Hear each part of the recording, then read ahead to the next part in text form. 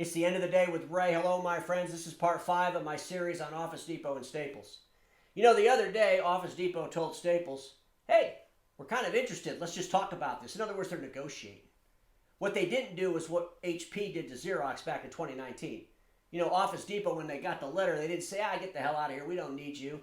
We're going to disrupt the whole world on our own. No, they didn't say that. They said, hey, maybe we ought to come together.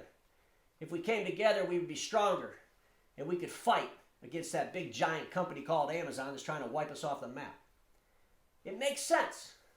So now I want to ask everybody this question. Why is Staples the only one that could go buy Office Depot?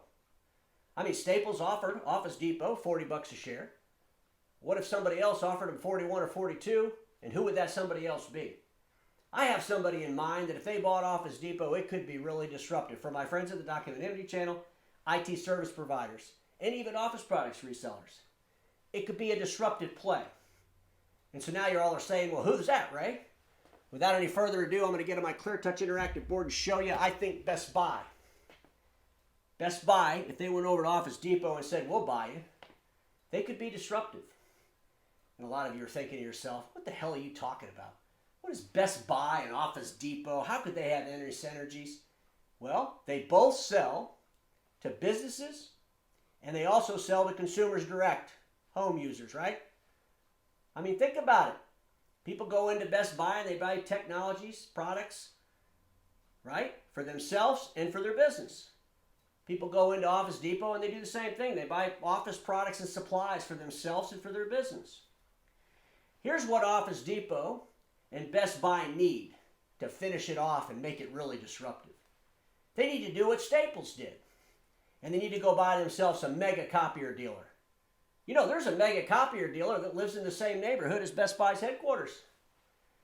That particular mega dealer actually does IT services. They got a great program going on that could really help with that CompuCon product. You know, the CompuCon company that Office Depot owns. You see, if Best Buy bought Office Depot, they'd buy the whole damn thing. They'd get CompuCon. They'd get the B2B business. So they go out and buy a mega dealer. Now they got feet on the street. It could be powerful, folks. And now you're saying this, Ray, Best Buy had a company called Mindshift. And 6 years ago, they sold it to Ricoh because they couldn't deliver technology services to end users. And here's what I'm going to tell you. 6 years ago, we didn't have a global pandemic. Technology's changed so much in the last 6 years that now it could probably make some sense. And now that we see how the pieces of the puzzle could come together, like using a major mega copier dealer that understands that B2B business model in the push economy process, tying that in with the pull economy customers of both Office Depot and Best Buy could be so damn powerful. They could take that billion-dollar IT services company. Think about this, my friends. Could you imagine they do buy the mega dealer, you know, the ones in their neighborhood, and they bought them and they added to that a billion-dollar IT services company on top of that? Holy smokes. That would be huge. I mean, that would be a major force. And a lot of you are trying to figure out how this won't work. I'll get comments. I'll get emails. Best Buy will never do that. They already did. They'll repeat a lot of the stuff I already just said, that one of the reasons why they will do it. Folks, don't think about how this won't work. Think about how it could work. And whether it's Best Buy buying Office Depot or somebody I haven't even thought of yet, when you start thinking about how things could work, it changes the game for everybody. It opens your mind up. It opens your mind up, my friends, because you know what? I'm going to show you one of my Rayisms. Imagine the possibilities. Possibilities become probabilities, and probabilities become reality quicker than ever today.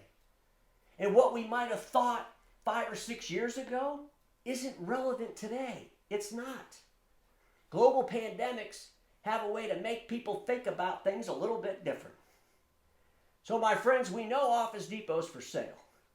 I believe that Best Buy could be a real contender to come together with Office Depot because they would get FTC approval immediately. It would be awesome diversification. Could they put the right people in place? Could they take CompuCon to a place they couldn't take Mindshift? Could they explore those customers through Office Depot and get them to buy technologies? Could they combine those stores into one footprint? There's so many things they could probably do. Because, my friends, we all know this. Status quo is the killer of all that'll be invented. Don't get stuck in status quo, and I'll see you all tomorrow.